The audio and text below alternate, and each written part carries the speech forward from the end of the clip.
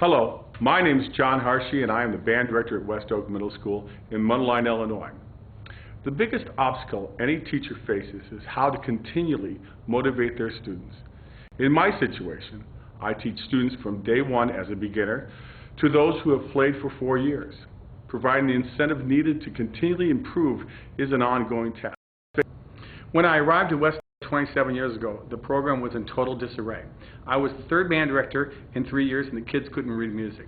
To turn it around, I outlined a program based on the following criteria. 1, every student is an individual and each will require an understanding of its needs.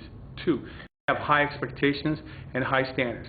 3, give students the opportunity to succeed.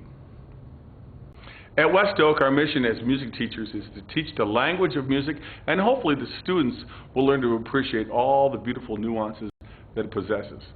Learning to play an instrument is just a vehicle to achieve that goal.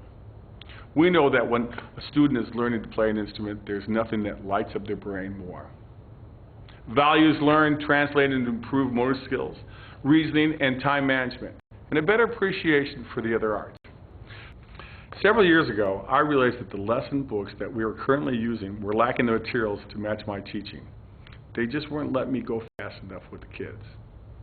I started supplementing, and then I supplemented more until the supplemental materials became the core of my teaching. I now compose almost all the musical exercises the band program uses. I started with a beginner book for 5th graders, added a 6th grade book for 2nd year players, and write all of the exercises that the band in 7th and 8th grade uses.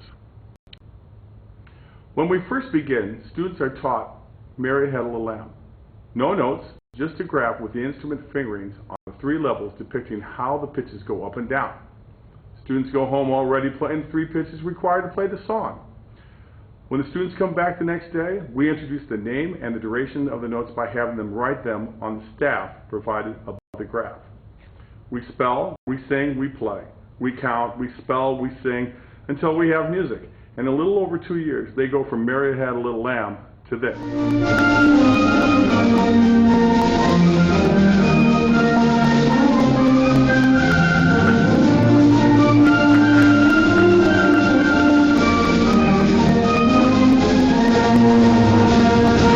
By composing my own method books, I am able to customize the program to meet the needs of our ever-changing student population.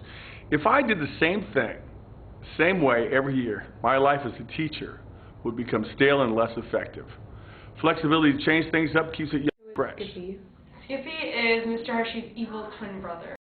And when do you usually see him? If we're not doing something right, or if we're not paying attention to what Mr. Harshey has to say, he'll bring up Skippy for us to make us pay attention to what he wants to tell us. And what is your favorite story about band?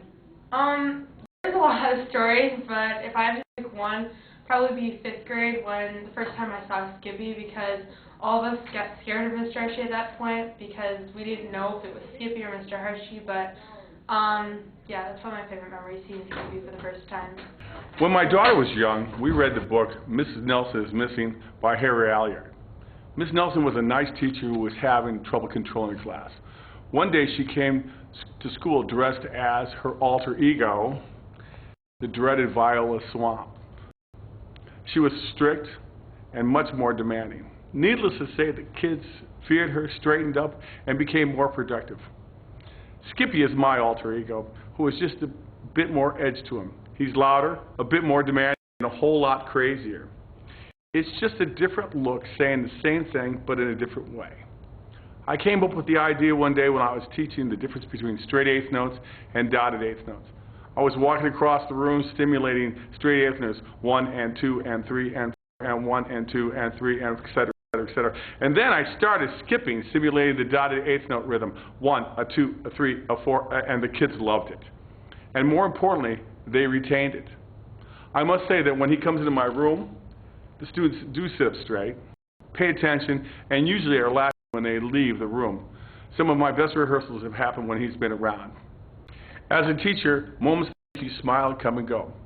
But when your favorite student wants to follow in your footsteps, that is special. It is much larger than me. My words don't stand alone. These are words that come from all of us who come back to him year after year. I cannot think of another profession where you have to wait your entire life to find out if you really have accomplished something. All you need to do is ask his students. Some of them he's known since they were 9 years old, and now those students are old enough to send their children to middle school, and they choose to send them to him. Our professions range from Rhodes Scholars to doctors to professional athletes, and also teachers of various disciplines. We all accredit some portion of our learning to him. It's so much that we have nicknamed the school the John Harshey School of Music, because you knew every day you were going to learn something.